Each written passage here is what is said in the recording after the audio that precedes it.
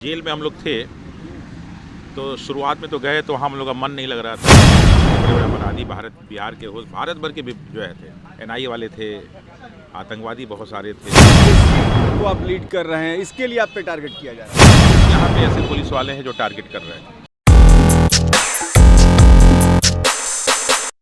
आप हैं निष्कर्ष भारत के साथ और मैं हूं मनोज चतुर्वेदी। कुछ देर पहले हमने यहां दिखाया था आपको कि करीब 5-7 विद्यार्थी बैठे थे, लेकिन गर्दनी बाग की जो गांधी की संज्ञा दी गई है, विद्यार्थियों ने दिया है, अभ्यर्थियों ने। रमांशु सर देखिए, वही मैं 3 दिन से दिखा रहा हूं कि गद्दा और यासन खाली ऐसे ही बच्चों ने सुरक्षित रखा था। और रमांशु सर देखिए गर्दनी बाग पहुंच गए हैं और सुबह ही हमने कह दिया कि 2 बजे भी आ सकते हैं, शाम को भी आ सकते हैं, रात में भी आ सकते हैं, लेकिन गांधी तो आएंगे ज़रूर गर्दनी बाग। रमांशु सर, गर्दनी बाग में तो पहले स्वागत है। बहुत बहुत धन्यवाद आपका। कितनी खुशी मिल रही है आज फिर अपने पुराने गंगोत्री में आके डुबकी लगाने का, कितना मन कर रहा था। देखिए, जेल में हम लोग थे तो शुरुआत में तो गए तो हम लोग का मन नहीं लग रहा था, क्योंकि अमन दूसरे सेल में था, मैं दूसरे सेल में था, नए नए लोग थे,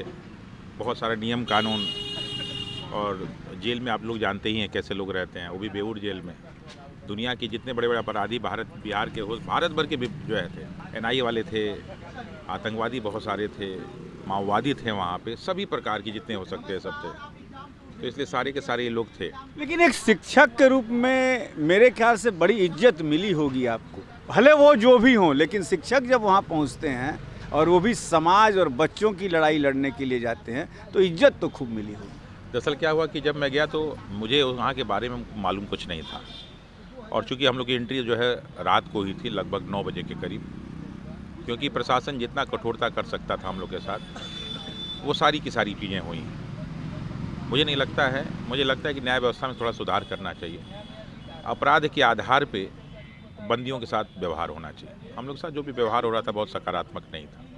हाँ, जब तक हम लोग थाने में थे अलग था, लेकिन ये जो सचिवालय वन थाना है, इसमें सुधार की आवश्यकता है। और मैं शासन प्रशासन से सुधार की आवश्यकता है, मतलब क्या पर्सनल टारगेट, या मतलब यहाँ टारगेट किया जा रहा था कि बीपीएससी को आप लीड कर रहे हैं, इसके लिए आप पे टारगेट किया जा रहा है? कुछ यहाँ पे ऐसे पुलिस वाले हैं जो टारगेट कर रहे हैं, क्योंकि हम लोग उनको इसलिए टारगेट नहीं करते कि उनका परिवार है, लेकिन वो सब ये मर्यादाएं भूल जाते हैं। तो उनको मैं बता देना चाहता हूँ कि आप जैसे बहुत सारे लोग उस बेऊर जेल में हैं, वो सारे पुलिस वाले हैं जो अपने आप को सोचा करते थे कि हम ही सत्ता को चला रहे हैं और हम ही थाना चला रहे हैं। और जब मैं उनको वहाँ पे देखा तो उनके साथ कैदी ऐसा व्यवहार करते हैं कि वो अपने जो है सेल से बाहर तक नहीं निकलते हैं। इस बात को पुलिस वालों को ध्यान रखना चाहिए कि जब आप किसी व्यक्ति को न्यायिक हिरासत में या किसी हिरासत में जेल भेजते हैं तो मर्यादाओं का ख्याल रखें और देखें कि क्या वास्तव में व्यक्ति दोषी है।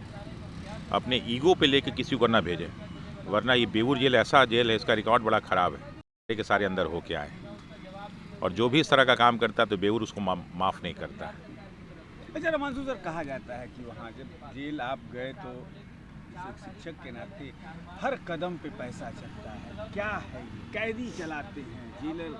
देखिए, दरअसल क्या है ना कि वहाँ पे लगभग 4000 कैदी हैं और लगभग 180-90 करीब वहाँ पे पुलिस। क्योंकि मैं 20 दिन रहा तो मैं दूसरे निगाह से सब देख रहा था। उसको मैं एक जो है विद्यालय के रूप में लिया, और एक विद्यालय में जैसे व्यक्ति सीखता, क्योंकि मैं यहाँ पे बहुत तनाव में रहा था। 18 तारीख से मेरे पे जो तनाव रहा है उसको मैं जब ये आंदोलन ख़त्म होगा तो किताबों में लिखूँगा, और उन सारी घटनाओं को अक्षरशः लिखूँगा कि यहाँ क्या क्या मेरे साथ हुआ, कैसे के आंदोलन में गद्दारी होती है, कैसे लोग जो है चावल और मछली और चावल और मुर्गे पे बिक जाते हैं, कैसे लोग पैसे पे बिक जाते हैं, कैसे गंदी राजनीति होती है, वो सब यहाँ हुआ।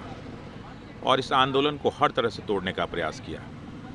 मैंने यहाँ पे बहुत सारे ईमानदारों को भी देखा है और मैंने यहाँ बहुत सारे गद्दारों को भी देखा है। अभी भी बहुत सारे लोग हैं।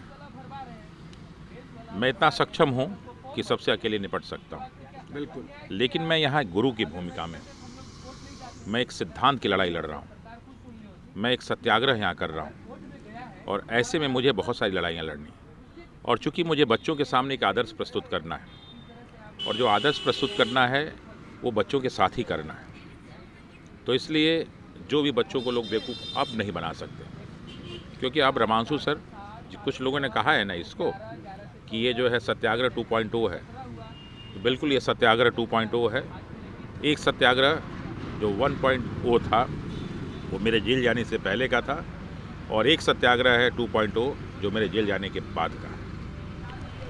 तो आप समझ चुके होंगे कि कुछ लोगों ने कहा कि ये सत्याग्रह 2.2 था, तो रमांशु सर भी कह रहे हैं कि एकदम निश्चित तौर पर सत्याग्रह 2.2 ही शुरू हुआ है। एक मेरे जेल जाने के पहले था, और अब जो मैं आज से आके यहाँ बैठ गया ये 2.2 है। यानी कि अब सत्याग्रह जो है एक्चुअल अपनी धार पे आएगा, और री एग्ज़ाम की बात जो रमांशु सर कहते आए हैं, जो तमाम सबूत हैं वो पेश जो हो रहे हैं होकर ही रहेगा। और भी बातें करेंगे अभी, क्योंकि रमांशु सर करीब 20-22 दिन के बाद लौटे हैं, और आपने सुना ही कि जब री एग्ज़ाम होने के बाद किताब लिखेंगे वो, तो ये तमाम सारी चीज़ों को लिखा जाएगा कि इसी आंदोलन के बीच में कुछ जयचंद भी थे जो चाहते नहीं थे कि आंदोलन सफल हो। मनोज चतुर्वेदी, पटना।